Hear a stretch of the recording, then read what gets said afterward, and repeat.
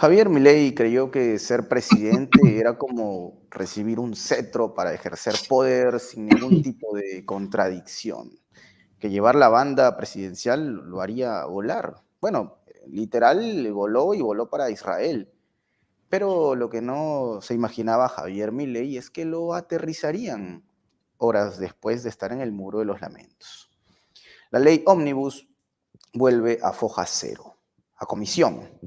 Y aquellos diputados que no se alinearon a la motosierra de Milei han sido catalogados como delincuentes por el mandatario argentino. Y esto no lo estoy inventando, está debidamente documentado. Los ha llamado delincuentes, la casta. Bueno, la casta los llama siempre, pero el término delincuentes parece que le ha salido del alma a Javier Milei. En fin, dicho esto, ¿qué es lo que va a pasar en las próximas horas, en los próximos días? Este fracaso de Milei, ¿a qué nos está llevando?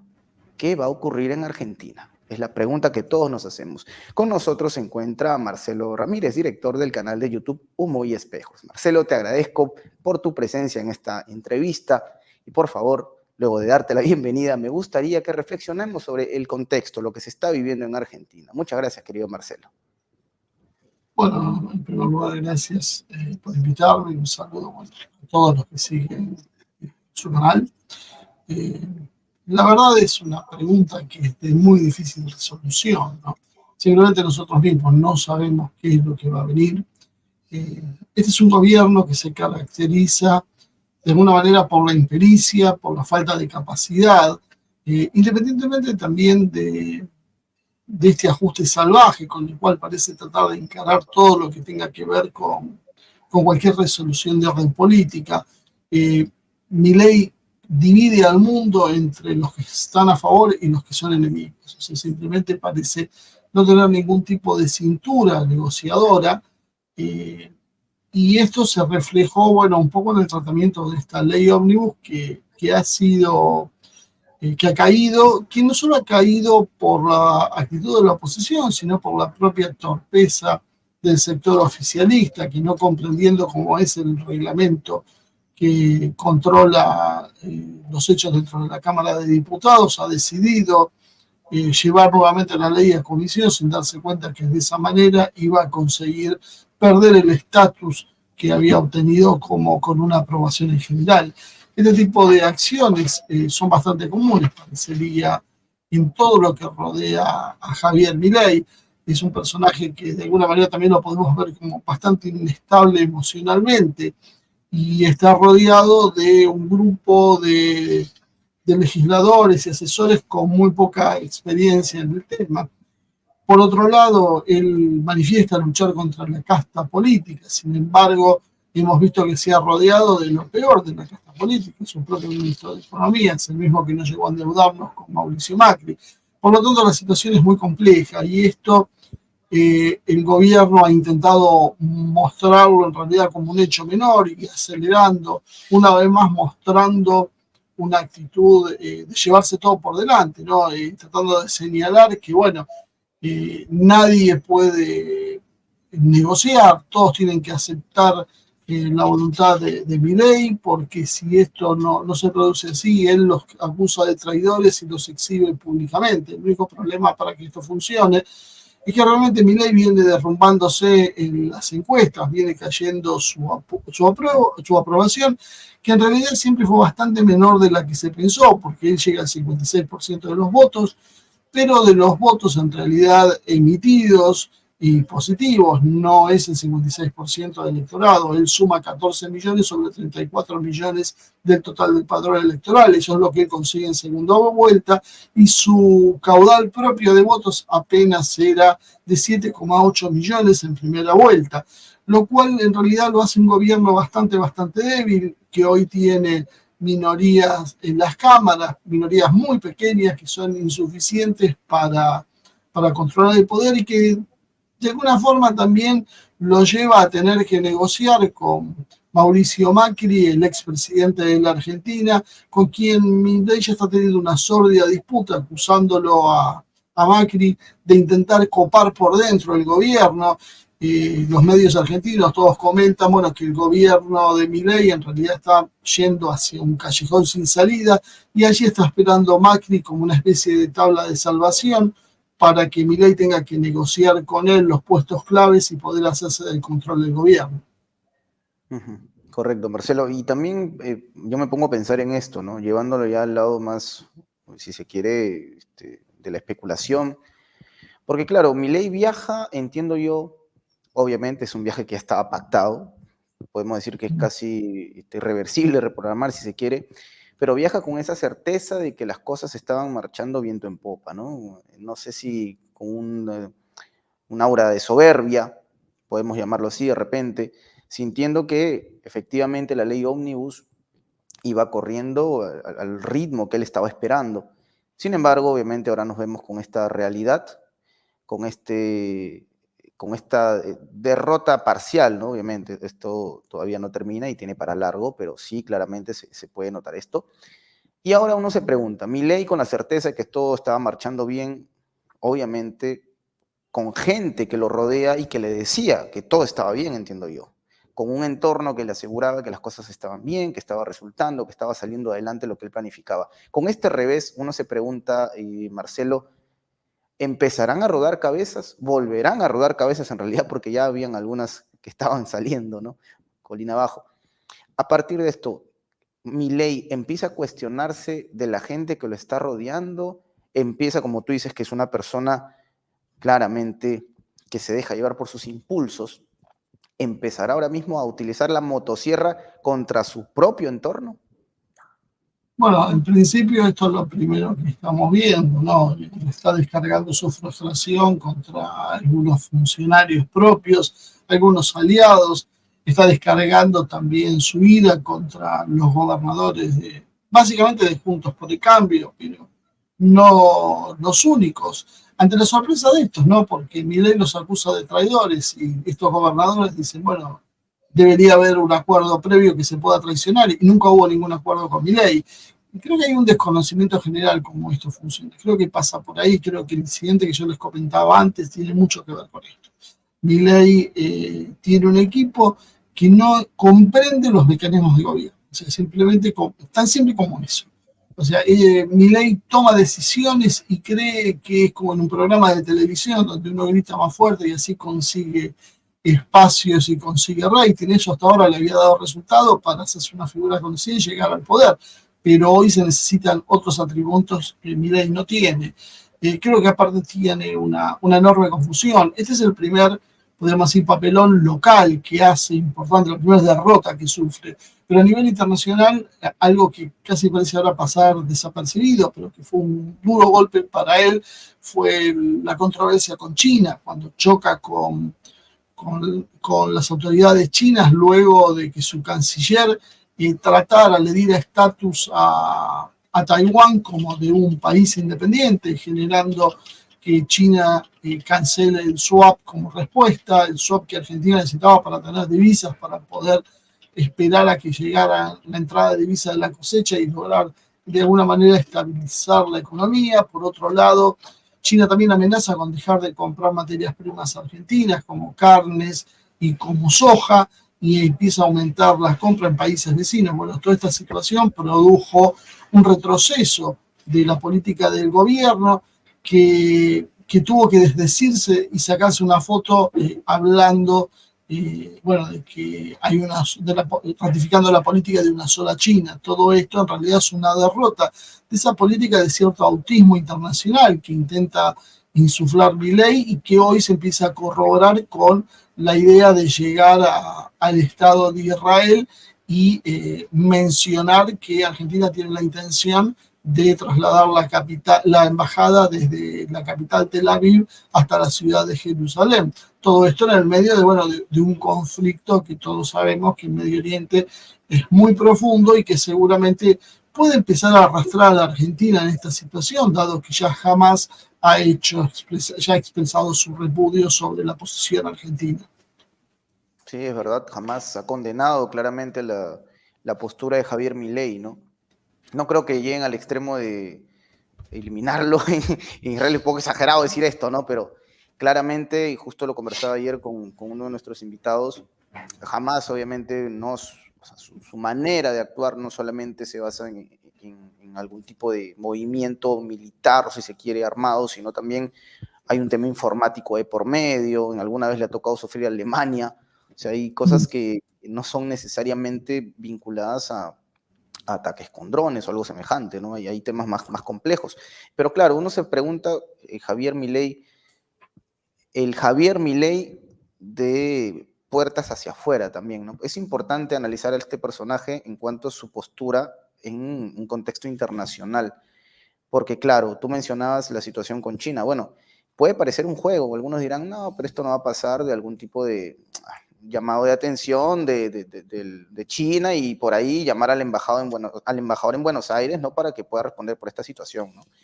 No. Uno debe ver más o menos cómo se están dando las cosas y ya vimos lo que pasó entre Rusia y Ecuador con Daniel Noboa.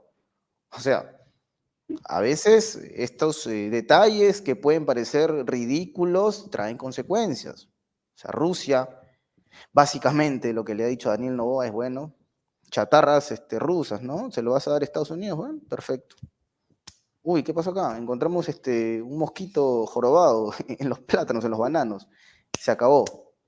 Y obviamente sabemos que los plátanos no duran mucho tiempo, ¿no? O sea, que Rusia deshaga ese tipo de acuerdo, considerando lo que son los bananos y cómo es que en menos de una semana quedan fuera de cualquier tipo de uso, nos habla de cuáles son las repercusiones de jugar con fuego, y Milei está jugando con fuego. En el caso de China sí pareciese que se ha regulado un poco, pero no sabemos qué va a pasar de aquí en adelante. O sea, Milei es impredecible. Y uno se pregunta, y Marcelo, y volviendo a hablar del tema del enfoque internacional, ¿cómo va a quedar Argentina con la situación de los BRICS? O sea, entendemos que ya el tema pasó más de un mes, para algunos, bueno, es un asunto tibio que ya no tiene mucha relevancia. Rusia, en cambio, de una manera muy alturada, Sergei Lavrov dijo, bueno, vamos a darle tiempo a Argentina para que reflexione sobre esta situación. O sea, básicamente, lejos de despedazarlo a Milei, le dijeron, bueno, señor, tómense su tiempo, vean bien, analicen, vean si en verdad esto es lo que ustedes quieren hacer, si en verdad ustedes quieren hacer esto, o en todo caso, decídalo tal cual y se respeta, ¿no? Pero los rusos han sido muy abiertos en ese sentido. Uno se pregunta, Marcelo, ¿es irreversible este Milei en cuanto al tema internacional? ¿Vamos a tener siempre a Milei de brazos abiertos con Netanyahu, de brazos abiertos con Estados Unidos, ya sea Joe Biden, ya sea Donald Trump? ¿Habrá algún tipo de cambio en las políticas de Milei en un entorno internacional, aún sabiendo, considerando que hay un tema económico de por medio? ¿O tú lo ves este tipo tan terco que se va a mantener en ese estatus? Bueno, en principio él está haciendo primar lo ideológico por encima de lo que debería entenderse como razones de Estado. La relación de Argentina con BRICS y con sus principales socios comerciales es una relación que debería ser cuidada, mantenida y tratado de alentar y profundizar. Bueno, sin embargo, Milei está haciendo una ideologización de las relaciones internacionales, pero inclusive haciéndolo de una manera que no registra antecedentes a nivel global.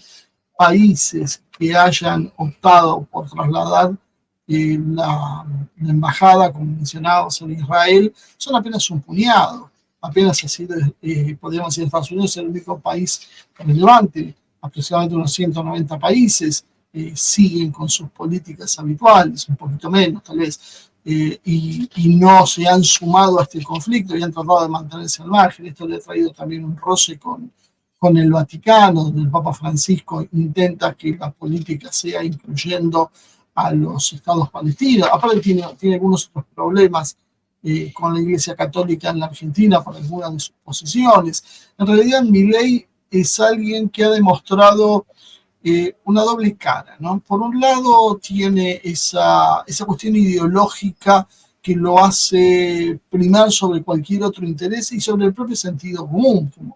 Argentina no puede pelearse con Brasil, con China, con Vietnam, que son 3 de los 6 principales socios comerciales, simplemente por la forma de elegir gobiernos que tienen estos países. En definitiva, es un problema interno de cada nación, que Argentina no tendría ninguna capacidad de tener injerencia, ni tendría ningún derecho a opinar sobre el tema. Bueno, Milei esto lo lleva hasta el punto de tratar como asesinos, criminales, dictadores, a los líderes de los países que desde su visión ideológica no son dignos de ser aceptados como tales, no pertenecen al mundo libre en su visión simplificada de la vida, ¿no? Pero por otro lado ha demostrado también una dosis de pragmatismo más que importante, ¿no? Porque él llega al poder diciendo que va a combatir la casta, pero sin embargo lo que hace es trasladar el ajuste que él prometía a los sectores populares, a los sectores de clase media, beneficiando a lo más rancio de la casta política, a los sectores financieros.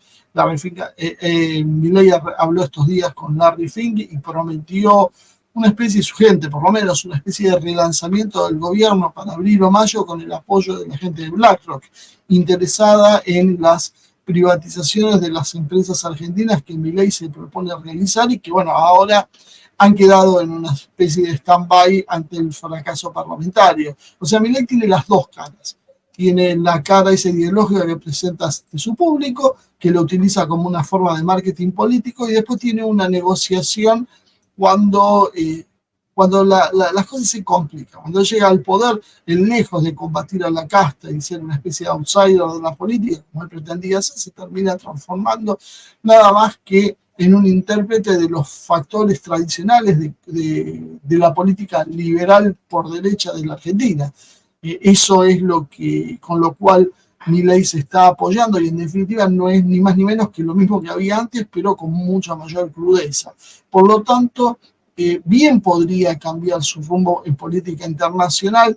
Creo que el problema, que es un problema que ya hay en la Argentina hace muchos años, es no comprender la dimensión de los problemas. O sea, uno no puede plantear a nivel internacional las cuestiones como se hacen a nivel doméstico, con mucha desprolijidad, tratando de sacar alguna pequeña ventaja en el electorado.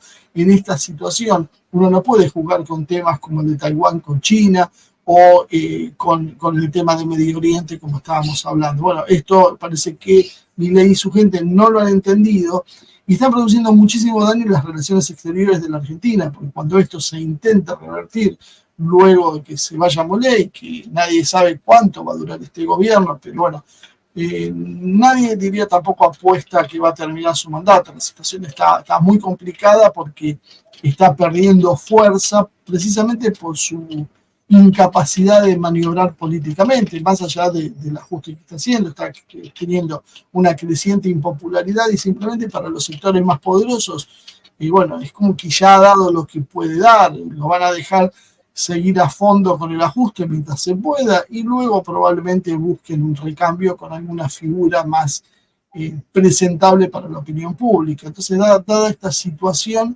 no podemos saber exactamente qué es lo que piensa hacer, pero porque eh, encontramos en Milei no solo ese fanatismo ideológico que estábamos diciendo, sino algunos datos muy preocupantes. Ayer, cuando lo veíamos llorar en el Muro de los Lamentos, cuando uno ve la historia previa de él, y él ha nombrado, por ejemplo, a un embajador, que es un rabino, en el Vaticano, en el Estado de Israel, un embajador argentino, que es un consejero personal de él, al cual él recurrió en el 2021 cuando se sentía deprimido por los insultos que recibía en las redes sociales, y esta persona le dijo que él iba a ser una especie de enviado que iba a llegar al poder, a liberar a la Argentina. Bueno, todo esto está dándole contenidos casi de orden metafísico, que lo están llevando a Milei a escapar de los análisis políticos clásicos. Entonces es muy difícil entender lo que va a hacer alguien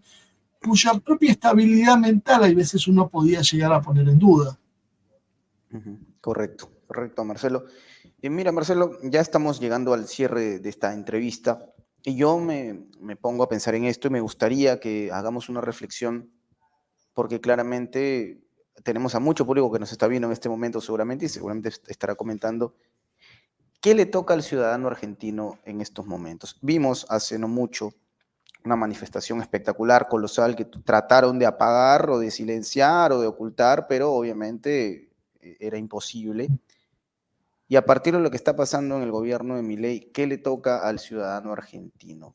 ¿Qué es lo que tiene que hacer? Uno se preguntaría. No estamos diciendo tampoco que tienen que ir no sé, a tomar la Casa Rosada o algo semejante, pero sí preguntarse las organizaciones, ¿no? Porque seguramente se vendrán más manifestaciones.